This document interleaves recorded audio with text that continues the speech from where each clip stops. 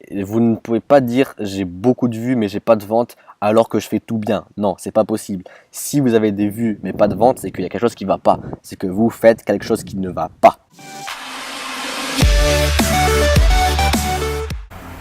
Ok, bon salut les gars, aujourd'hui je vais vous montrer très clairement point par point pourquoi vous n'avez pas de vente sur votre shop Shopify. Donc en fait, moi c'était mon plus gros problème que j'ai eu pendant 2-3 mois, j'ai eu aucune vente. Voilà, j'y arrivais pas tout simplement. Et le problème c'est que je trouvais pas de gens qui me disaient ce qui allait pas en fait. Et donc voilà pourquoi moi aujourd'hui j'aimerais faire ça, vous montrer pourquoi vous n'avez pas de vente et pourquoi tout simplement vous n'arrivez pas à closer des clients. En fait, je vais faire ça sur mon écran. Donc, on se retrouve directement. Je vais vous montrer tout ça point par point. Allez, ciao les gars. Okay, bon alors les gars, je vais vous annoncer aujourd'hui le problème de ne pas avoir de vente alors que vous avez des vues sur votre shop. Parce qu'il y a beaucoup de monde qui me dit j'ai beaucoup de vues sur mon shop, mais je comprends pas, j'ai pas de vente. J'ai 200, 300 vues tous les jours, mais zéro vente. Et ça, c'est un problème qui est très courant en dropshipping. Et c'est moi aussi en fait j'ai eu ce problème pendant 2-3 mois. J'avais tous les jours 100 vues, 200 vues, mais jamais de vente. Et voilà. Donc en fait toutes les personnes qui disent ouais je comprends pas mon site il est propre, je comprends pas pourquoi j'ai pas de vente, ils disent je suis maudit ou un truc comme ça. Non, les gars, si vous n'avez pas de vente, c'est que vous faites quelque chose de pas bien. Ça c'est mathématique. C'est quelque chose de mathématique. Si vous n'avez pas de vente, c'est qu'il y a quelque chose qui ne va pas sur votre shop. Donc c'est pour ça qu'aujourd'hui, je vais vous montrer ces 12 points en fait qui montrent que vous n'avez pas de vente sur votre shop parce qu'il y a un des problèmes parmi ces 12 points en fait. Donc en fait moi je pense, et c'est sûrement ce qui est vrai en fait, qu'il y a en fait deux problèmes majeurs. Premier problème, c'est un problème de confiance du shop, c'est-à-dire que le visiteur qui vient sur votre shop, il n'a pas confiance en votre site, donc il ne va pas acheter tout simplement. Deuxième problème, c'est un problème de trafic. Le problème de trafic, c'est une personne qui va arriver sur votre shop, mais qui n'est pas intéressé en fait, ou alors on va voir ça plus tard. Mais en gros, c'est tout simplement, en fait, c'est un problème de ciblage tout simplement. Donc, voyons voir le premier problème. Si vous n'avez pas de page FAQ à propos et contact, c'est très très grave. Une personne qui ne voit pas de FAQ à propos contact ne va pas se sentir en confiance tout simplement. Donc il faut absolument mettre ces 3 pages, c'est impératif.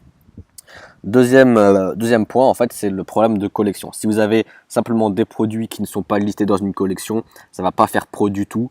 Et donc les personnes ne vont pas se sentir en confiance sur votre shop, tout simplement.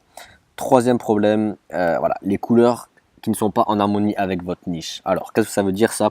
Tout simplement, si vous avez par exemple une niche sur le sport ou un truc du style, vous savez, un truc un petit peu viril, vous n'allez pas mettre des couleurs roses ou jaunes ou vertes claires, voilà. Donc, il faut mettre des couleurs plutôt sombres sur les niches qui sont un petit peu masculines et au contraire des couleurs un petit peu plus rose, plus rouge sur les niches qui sont féminines. Après ça c'est des codes couleurs qu'il faut connaître hein, bien évidemment, mais c'est pas le sujet de cette vidéo.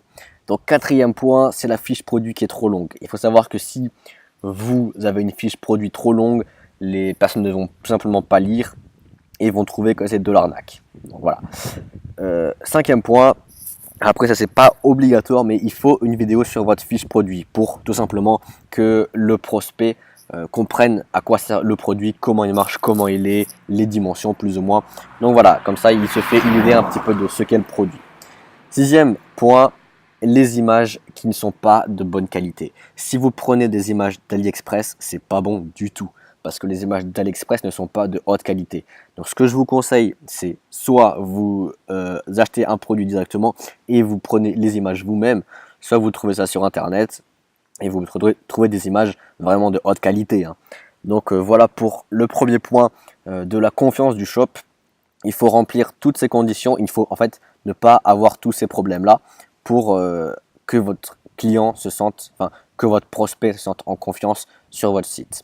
Maintenant, on va passer à la deuxième catégorie qui est le trafic. Alors, il faut savoir que quand une personne clique sur votre pub, c'est pas forcément que la personne va acheter directement parce qu'il y a des visiteurs qui sont curieux. Voilà.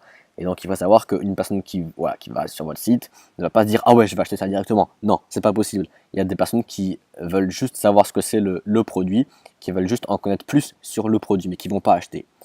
Donc voilà pour le premier point. Deuxième point, Il faut savoir que si vous avez une pub qui ne correspond pas à votre fiche produit, le client va voir un manque de cohérence et donc il ne va pas acheter tout simplement.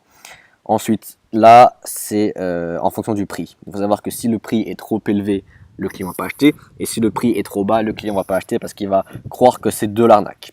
Donc il faut trouver le juste prix afin de tout simplement avoir des ventes. Donc maintenant, le point numéro 5, la valeur perçue n'est pas assez élevée.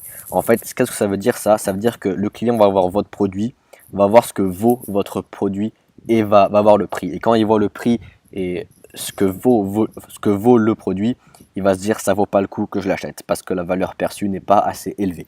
Donc il faut faire tout pour augmenter la valeur perçue. Donc, comment faire ça? Je ferai une vidéo prochainement pour vous montrer comment augmenter la valeur perçue de vos produits.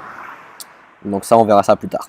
Et sixième point, en fait, c'est un produit qui a été déjà vu par les visiteurs. Ils ont déjà vu le produit.